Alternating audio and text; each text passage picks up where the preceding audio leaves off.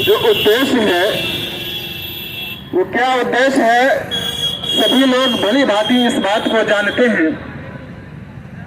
हम लोग NIOS प्रशिक्षित शिक्षक हैं और इसी मुद्दे को लेकर के आज इस धरना पर बैठने के लिए विवश हुए हैं।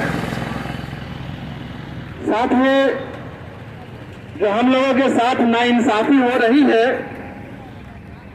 और इस अंधी बहरी सरकार के टेढ़े मेढ़े पदाधिकारी हैं, उनके जो टेढ़े मेढ़े पद निकलते हैं उस पर थोड़ी सी बात करने की हिम्मत जुटा रहा हूं। शिक्षक साथियों,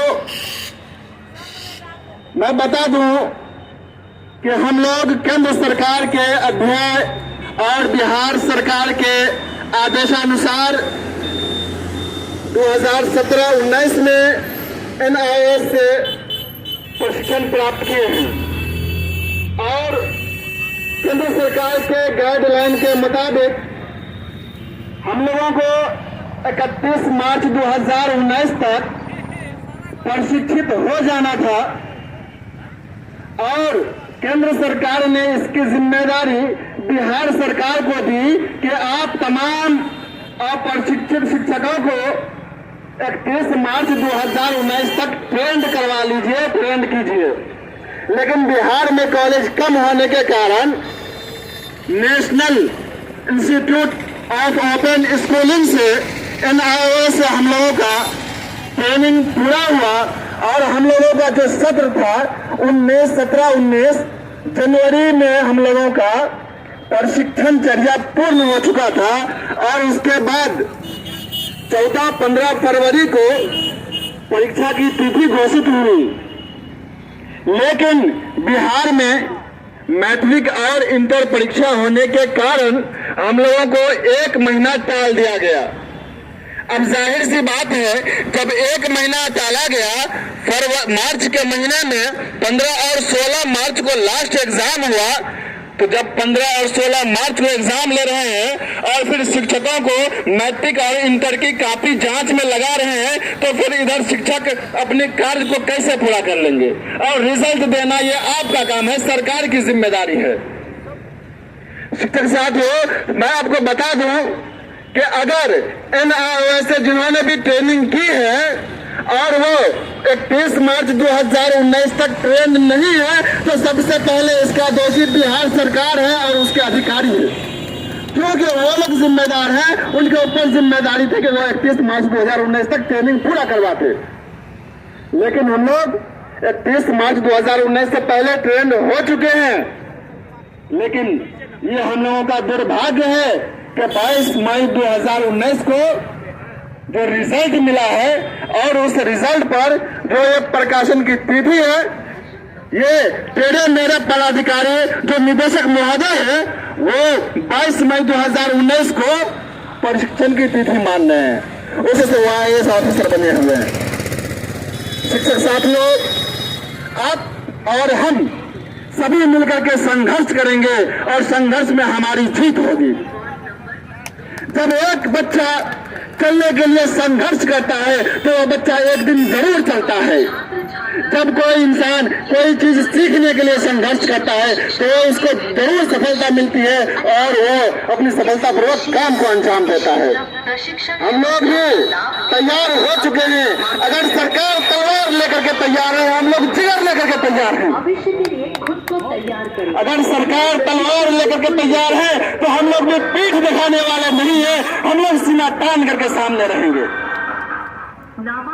शिक्षक साथियों, याद रखिए, संघर्ष करने वाले ही हमेशा जिंदा होते हैं और जो हमारे पूर्वज थे, जो हमारे पन्नों में, सुनहरे पन्नों में आज जीवित हैं, वो अपने संघर्ष के कारण ही जीवित हैं।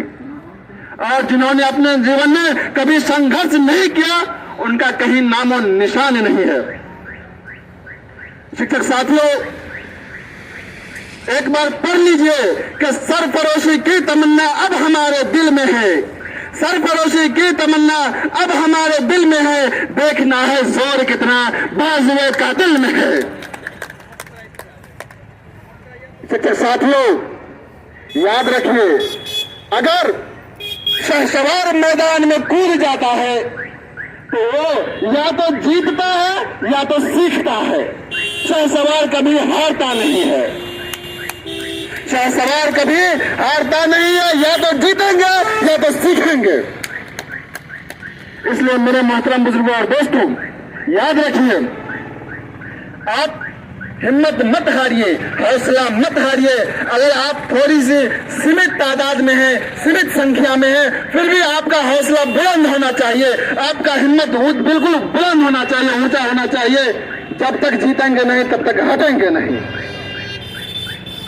अब बस 2 लाइन कह करके अपनी वाणी को विराम दूंगा कि दिल बदल सकते हैं, जज्बात बदल सकते हैं, दिल बदल सकते हैं, जज्बात बदल सकते हैं, मुल्क के फिक्र ख्यालात बदल सकते हैं, इस दौर के मौजूद के हालात बदल सकते हैं। तुम बदल जाओ तो यारो हालात बदल सकते हैं। अगर हम तैयार हैं बदलने के लिए तो हम इस सरकार को बदल सकते हैं। और हम शिक्षक हैं, साथ ही आपको बता दें कि एक कुम्हार होता है जो मिट्टी का खिलौना जो बनाना जानता है वो बिगाड़ना भी जानता है। अगर हम सरकार बनाना जानते हैं तो सरकार को गिराना भी जानते हैं।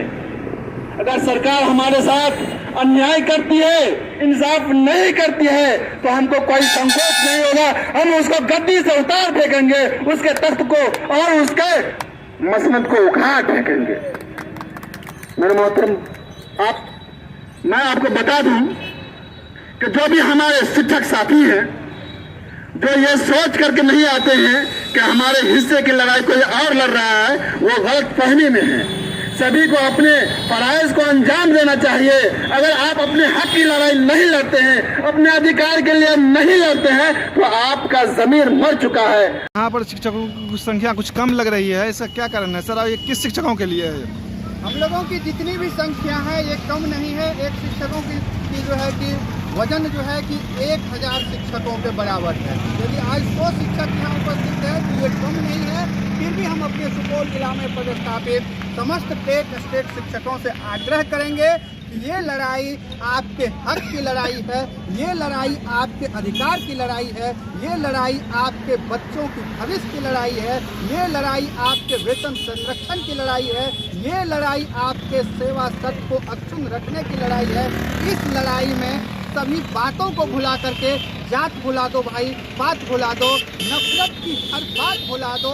मनोज कुमार यादव आगे बढ़ करके आपसे अपील करता है, आप इस आंदोलन में आवे और अपने हक अधिकार की प्राप्ति तक इस लड़ाई को जारी रखें। इसके साथ ही मैं सुपौल जिला के समस्त शिक्षकों को पुनः इस आंदोलन में आने के लिए आमंत्रित करते हुए अपनी बातों को विराम देता हूँ। जय हिंद, जय भारत।